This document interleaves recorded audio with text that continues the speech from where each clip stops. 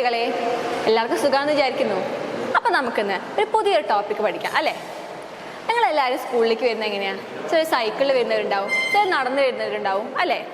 നമ്മൾ സൈക്കിളിൽ വരുമ്പോൾ വണ്ടി പെട്ടെന്ന് ബ്രേക്ക് ഇടുമ്പോൾ വണ്ടി നിൽക്കും അല്ലേ? ബ്രേക്ക് ഇടുമ്പോൾ വണ്ടി പെട്ടെന്ന് നിൽക്കും. അതേപോലെ നടന്നു വരുന്നവരാണെങ്കിലോ നമുക്കറിയാം, കുറേ നടന്നു കഴിഞ്ഞാൽ നമ്മൾ ചെരുപ്പിൻ്റെ അടിയിൽ തേഞ്ഞ് പോയിട്ടുണ്ടാവും. ചെരുപ്പിൻ്റെ അടിയിൽ ചാല് കണ്ടിട്ട് നിങ്ങൾ അതൊക്കെ എന്താ തേഞ്ഞ് പോയിട്ടുണ്ടാവും. അതെന്തുകൊണ്ടാണ് നിങ്ങൾ ചിന്തിച്ചിട്ടുണ്ടോ? വേറെ സന്ദർഭം പറയാം. നല്ല മഴയുള്ള ദിവസം, രാവിലെ നല്ല തണുപ്പുണ്ട്. അപ്പോൾ നമ്മൾ എന്ത് ചെയ്യും? കൈയൊക്കെ തന്നെ കൂടി തിരുമ്പും അല്ലേ? അപ്പോൾ ഒരു ചൂട് കിട്ടും. അതെന്തുകൊണ്ടാണ് ചൂട് വരുന്നത്? അതുപോലെ നമ്മളെല്ലാവരും തീപ്പെട്ടി കണ്ടിട്ടുണ്ടല്ലോ. ഒരു തീപ്പെട്ടി കൊള്ളിയെടുത്ത് ഉരയ്ക്കുമ്പോൾ എന്തുണ്ടാവും? തീ ഉണ്ടാവും, ഒരു ചൂടുണ്ടാവും അല്ലേ? അതെന്തുകൊണ്ടാണ് സംഭവിക്കുന്നത്? നിങ്ങൾ ചിന്തിച്ചിട്ടുണ്ടോ? അപ്പോൾ ഈ ക്ലാസ് കഴിയുമ്പോൾ നിങ്ങൾക്ക് ഈ ചോദ്യങ്ങൾക്കെല്ലാം ഉത്തരം പറയാൻ സാധിക്കും. അപ്പോൾ ആദ്യം ഞാനൊരു സന്ദർഭം പറയാം. ഒരു ബോൾ എടുക്കുന്നു.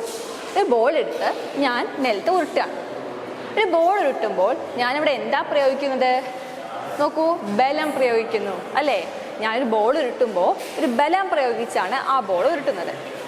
ഒരു ബോൾ ഉരുട്ടിക്കഴിഞ്ഞാൽ കുറച്ച് കഴിഞ്ഞാൽ എന്ത് സംഭവിക്കും? നിങ്ങൾക്കറിയാലോ, ഒരു ബോൾ നിലത്ത് ഞാൻ ഉരുട്ടിക്കഴിഞ്ഞാൽ കുറച്ച് കഴിഞ്ഞാൽ ആ ബോൾ നിൽക്കും അല്ലേ? ഞാൻ ബലം പ്രയോഗിച്ച് ഒരു ബോൾ ഇങ്ങനെ ഉരുട്ടിക്കഴിഞ്ഞാൽ കുറച്ച് കഴിയുമ്പോൾ എന്താ? ആ ബോൾ നിൽക്കും. അത് എന്തുകൊണ്ടാണ് നിൽക്കുന്നത്? ബലം പ്രയോഗിച്ച് നീങ്ങിയൊരു ബോള് അവിടെ എത്തുമ്പോൾ നിൽക്കണമെങ്കിൽ ആ ബോളിന് മുകളിൽ എന്തുണ്ടായിട്ടുണ്ടാവും? അതെ, ഒരു എതിർബലം ഉണ്ടായിട്ടുണ്ടാവും അല്ലേ? ബലം പ്രയോഗിച്ച് നീങ്ങിയൊരു ബോളിൽ ഒരു എതിർബലം ഉണ്ടായത് കൊണ്ടാണ് ആ ബോള് കുറച്ച് സമയത്തിന് ശേഷം നിന്നത്. നിങ്ങൾ ഈ ചിത്രം നോക്കൂ. ബോളും ഈ നിലവും തമ്മിൽ സമ്പർക്കത്തിൽ വരുന്ന ആ പ്രതലത്തിൻ്റെ ചിത്രം ഒന്ന് നോക്കൂ. നിങ്ങൾക്ക് എന്താണ് കാണാൻ സാധിക്കുന്നത്?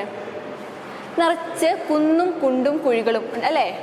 ഈ ബോളിൻ്റെയും നമുക്ക് കാണുമ്പോൾ ഈ നിലമെല്ലാം ഭയങ്കര ക്ലിയറായി തോന്നും അല്ലേ? നിരപ്പായി തോന്നും. പക്ഷെ യഥാർത്ഥത്തിൽ നമ്മൾ മൈക്രോസ്കോപ്പിലൂടെ നോക്കുമ്പോൾ എത്ര നിരപ്പായ നിലത്തിലും എന്തുണ്ട്? കുണ്ടും കുന്നും കുഴികളും ഉണ്ട് അല്ലേ? ഈ ബോളിൻ്റെ ഉപരിതലത്തിലും അതേപോലെ നിലത്തിൻ്റെ ഉപരിതലത്തിലും ഈ ചിത്രത്തിൽ കാണുന്ന പോലെ നിറച്ച് കുഴികളും കുന്നുകളും ഉണ്ട്. അപ്പം എന്ത് സംഭവിച്ചിട്ടുണ്ടാകും അവിടെ? ഞാൻ ബോൾ ഉരുട്ടിയപ്പോൾ ഈ പ്രതലങ്ങൾ തമ്മിൽ ഒരു കൊളത്തിപ്പിടുത്തം ഉണ്ടായി അല്ലേ? ഈ പ്രതലത്തിൽ എന്തുണ്ട്? കുറേ കുഴികളും കുന്നുകളും ഉണ്ട്. ഇവ തമ്മിൽ ഒരു കൊളത്തിപ്പിടുത്തം ഉണ്ടായി. അത് കാരണം, ആ ഒരു കൊളത്തിപ്പിടുത്തം കാരണം ഇവർ തമ്മിൽ എന്തുണ്ടായി? ഒരു എതിർബലമുണ്ടായി. അപ്പം ഞാൻ ബലം പ്രയോഗിച്ച് ഒരു ബോൾ ഉരുട്ടി നീക്കിയപ്പോൾ നിലമായിട്ട് ആ ബോൾ ഉണ്ടാകുന്ന ഒരു എതിർബലം കാരണം ആ ബോള് കുറച്ച് കഴിഞ്ഞപ്പോൾ നിശ്ചലാവസ്ഥയിലെത്തി. നിങ്ങൾക്ക് സംശയമുണ്ടോ? ഇല്ല. അപ്പോൾ ഏതൊരു വസ്തുവും മറ്റൊരു ഉപരിതലത്തിൽ ഒരു വസ്തു മറ്റൊരു വസ്തുവിന്മേൽ ചലിക്കുമ്പോൾ ആ ചലനത്തെ നമ്മൾ എന്താ വിളിക്കുക? ആപേക്ഷിക ചലനം.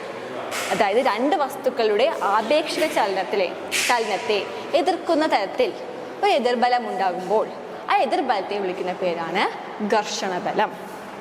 ഒരു വസ്തു മറ്റൊരു വസ്തുവിന്മേൽ ചലിക്കുമ്പോൾ, സമാന്തരമായി ചലിക്കുമ്പോൾ അവയുടെ ചലനത്തെ എതിർക്കുന്ന രീതിയിൽ ഒരു എതിർബലമുണ്ടായാൽ ആ എതിർബലത്തെ വിളിക്കുന്ന പേരാണ് ഘർഷണബലം. അപ്പോൾ നിങ്ങൾ ആദ്യം പറഞ്ഞ സന്ദർഭം ഒന്ന് ആലോചിച്ച് നോക്കൂ. നമ്മൾ സൈക്കിള് ബ്രേക്ക് പിടിക്കുമ്പോഴും അതുപോലെ നമ്മൾ ചെരുപ്പിൻ്റെ അടിയിൽ ചാലുണ്ടെന്ന് പറഞ്ഞു. അതൊക്കെ എന്ത് ബലം നൽകാൻ വേണ്ടിയിട്ടാണ്? ഒരു ഘർഷണ ബലം നൽകാൻ വേണ്ടിയിട്ടാണ് അല്ലേ? അപ്പോൾ ഈ ഘർഷണ ബലത്തിന് നമുക്ക് മനസ്സിലായി നമ്മൾ നിത്യജീവിതത്തിൽ കുറേ ഉപയോഗങ്ങളുണ്ട് അല്ലേ?